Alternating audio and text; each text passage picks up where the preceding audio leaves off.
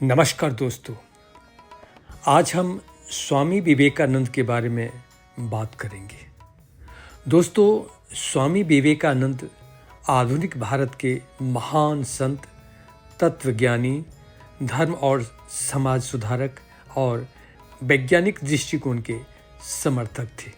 मध्ययुगीन विचारधारा, धार्मिक रूढ़ियों, अंधविश्वासों और सामाजिक कुरीतियों के घोर विरोधी थे। उन्होंने हिंदू धर्म के पुनरुत्थान के लिए भारतीय जनमानस में चेतना का प्रकाश फैलाया, भारतीयों के सोए हुए स्वाभिमान को जगाया, पूर्व और पश्चिम की संस्कृतियों में समन्वय स्थापित करने का प्रयत्न किया, धर्म और विज्ञान के सामंजस्य पर बल दिया। स्वामी विवेकानंद का जन्म 1863 को कोलकाता के एक कायस्थ परिवार में हुआ था। उनके बचपन का नाम नरेंद्र दत्त था।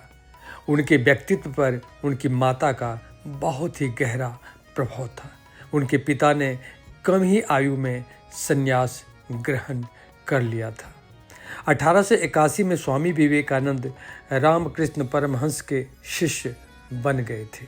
उसके बाद उनके जीवन में क्रांतिकारी परिवर्तन आया। उनके अंदर ज्ञानोदय हुआ।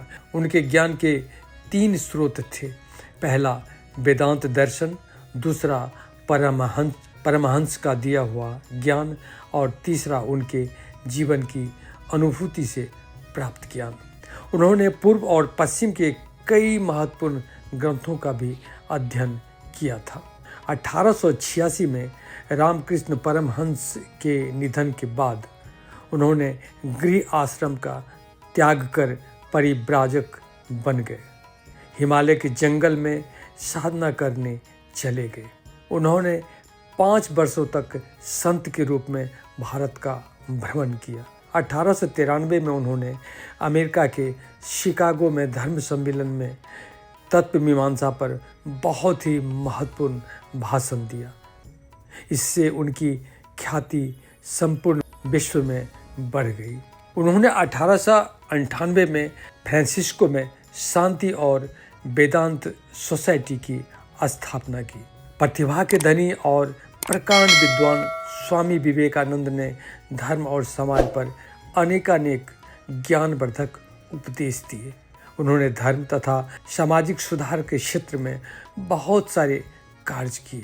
उनके अनुसार धर्म का अर्थ शाश्वत तत्व का साक्षात करना होता है।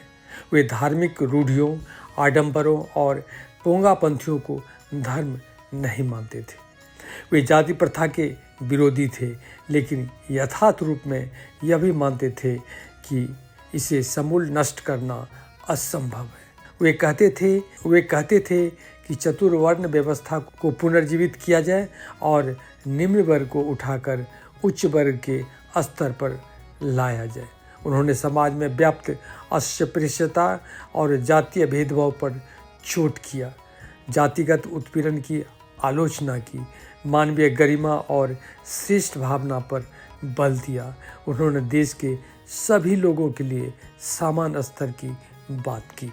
स्वामी विवेकानंद ने बाल विवाह का विरोध किया, शिक्षा पर बल दिया। शिक्षा के लिए वे गुरुकुल के समर्थक थे। उन्होंने गुरु शिष्य परंपरा को ज्ञान के लिए अच्छा तरीका बताया।